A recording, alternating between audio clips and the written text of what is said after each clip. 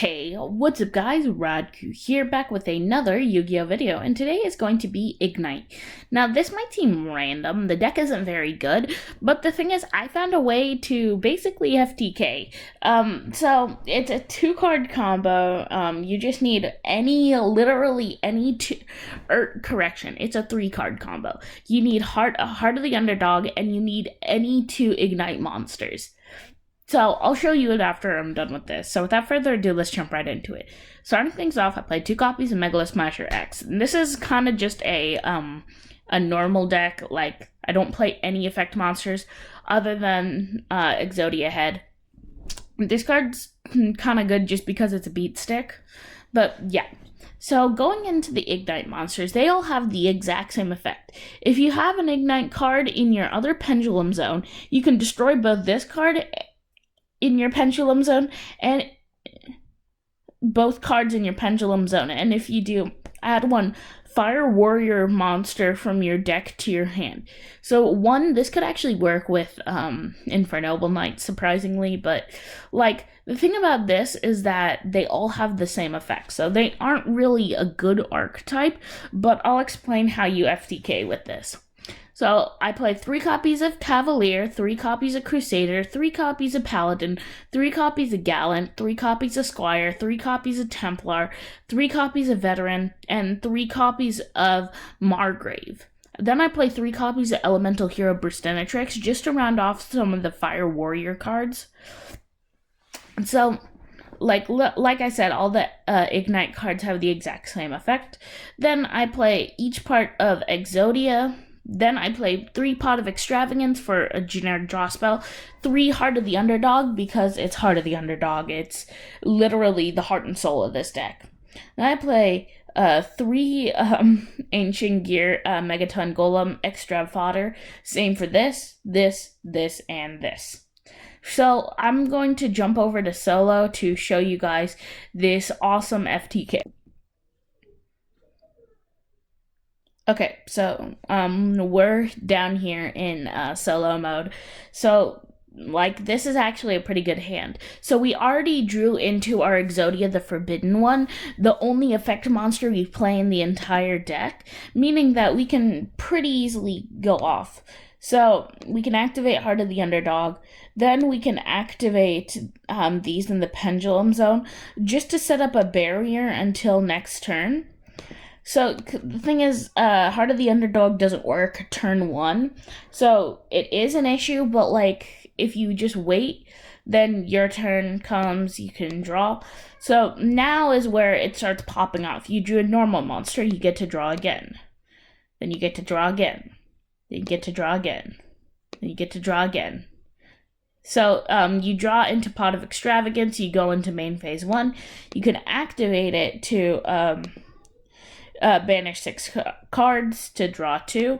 Literally, it's the only other spell in the deck. I was thinking about cutting it out just for something else. Like, literally anything would be fine.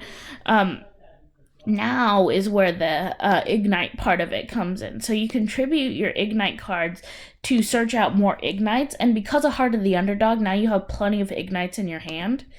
So that means you can use them to search out each other. It doesn't really matter which you activate, because you can just plop them down and then send them to the extra deck. See, this deck would have been straight up broken in original Master Rule format, like Master Rule 3, because like, seriously, it's just straight up busted. But like, see, from here you can either keep spamming them down, or you can set up a pendulum scale and then just set up a wall.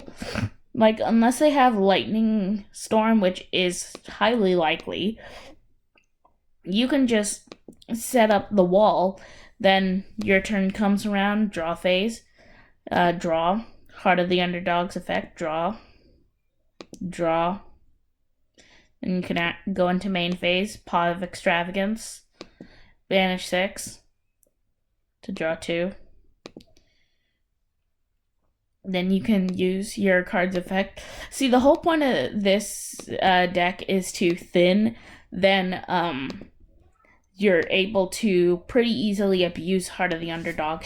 And by thinning out your deck, you're making it pretty easy to just combo off. So, like, you can I was playing against Mystic Mine, which is literally the perfect matchup against this deck. But then I messed up by activating Extraved after my main phase, and I already banished the cards, and my opponent was kind of being annoying about it, but it's fine. I understand where he's coming from, because like I activated it and I banished the cards, but then my opponent was like, "Oh, you screwed up the game state," and he told me to log the game state, which I found out afterwards what it meant to log the game state. So like if you want to log the game state, you have to go here, then copy paste where you messed up into the chat, so that way you can tell where you screwed up, so that way it's in the logs and you acknowledge that you screwed up. So yeah, that happened. It was kind of awkward. To use Stratos 1, I'm terribly sorry. But yeah, then proceed to main phase. Now you drew into a normal monster, normal, normal, normal, normal, normal,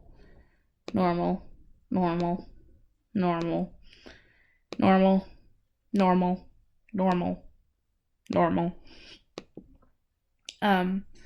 So at this point, I think you might have already won the game. You got, here, we can just set it up in the Speller Trap card zone. So we got 1, 2, 3 of them. So here, we'll store these in the banished pile, since we don't have much more fodder to use. Oh, and 5 or 4. Then we can use the Ignite cards to thin out our deck a bit. No, wait, I think we might still have one more draw off of. Yep, we do have one more draw off of Extra. So we can just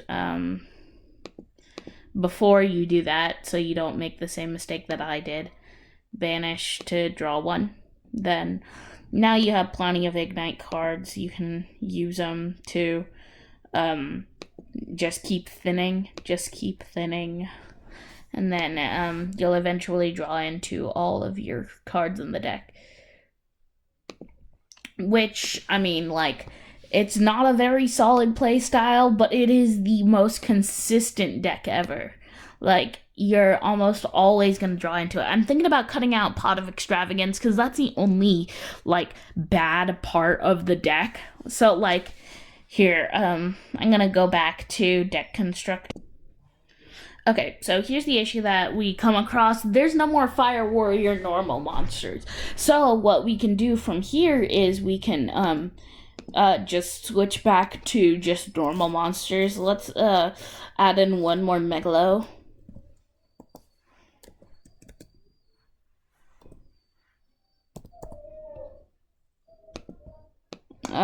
So that way we got another normal monster.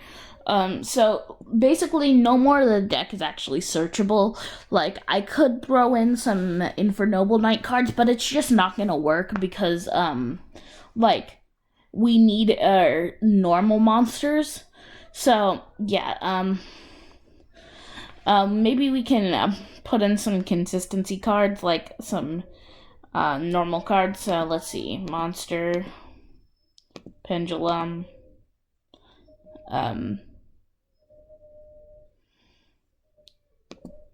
let's see. There's no way to actually, like, differentiate between the normal and the pendulum, so let's see. I'm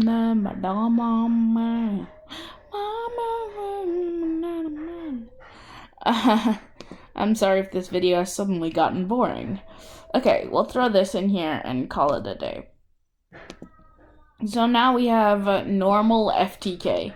Now, basically, whole play style, continue to mill until you have nothing there. Plus, the Ignite cards are kind of cool just because you can pop them to search your entire deck, basically. I think I'm going to end the video here, but yeah, just keep that in mind. Most busted deck ever. But yeah, that's pretty much it. I'll see you in the next Yu-Gi-Oh video, guys. Peace. Oh, and I forgot to say that you can use this to troll on Mystic Mind players. They're going to be thinking that you're helping them mill out and thin your deck, but really you're just FTKing them.